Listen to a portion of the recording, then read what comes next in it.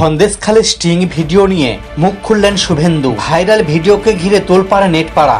এসবের মধ্যেই মুখ খুললেন শুভেন্দু অধিকারী। তিনি সংবাদ মাধ্যমে জানিয়েছেন, আমি জেনে বলবো, আমি জানি না বিরোধী দলনেতার মদতে সেখানে মোবাইলে টাকা সরবরাহ করা হয়েছে।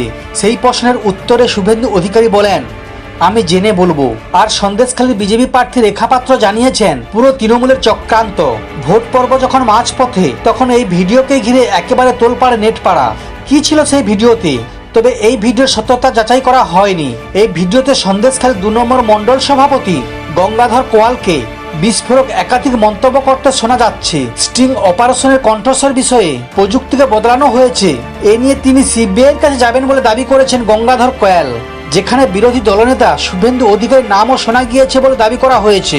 স্থানীয় সিংহপাড়ার বাসিন্দা জয়ারানী সিংহ ও সন্দেশখালী 1 নম্বরের মণ্ডল সভাপতি বিজেপির সভাপতি শান্তি দুলইকে ভিডিও গঙ্গাধর বাবুকে বলতে শোনা যাচ্ছে, মহিলাদের ফুসলিয়ে তৃণমূল নেতাদের বিরুদ্ধে পুলিশের ধর্ষণের অভিযোগ করা হয়েছে।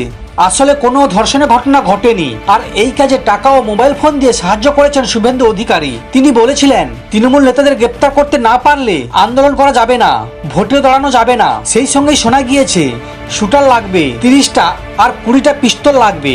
তার মানে 50টা পিস্তল হলে আমাদের 2টো অঞ্চল কভার হয়ে যাবে। আর কার্তুজ লাগবে 6টা করে ধরলে 300টা, আর ডাবল ধরলে 600টা। এমন লোককে কাজে লাগানো হবে যে যেটা কাজে লাগবে না সেটা ফেরত হবে।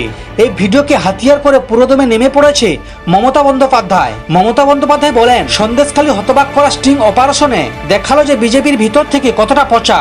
বাংলার প্রগতিশীল চিন্তা ভাবনা এবং সংস্কৃতির প্রতি ওদের যে ঘৃণা আছে, সেটার জন্য বাংলা বিরোধীরা যত রকম ভাবে আমাদের রাজ্যকে বদনাম করার যায় সেটার জন্য চক্রান্ত করছিলেন। তৃণমূলের সর্বভারতীয় সাধারণ সম্পাদক বলেছেন, সন্দেশখালী স্টিং অপারেশনে ভিডিও দেখে আমি হতবাক হয়ে গিয়েছি বললেও কম বলা হবে না।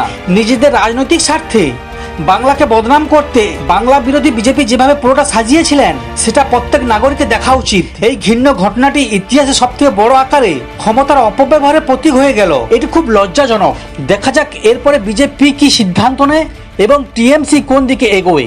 সমস্ত খবর দেখতে এই চ্যানেলের সঙ্গে থাকুন। ধন্যবাদ।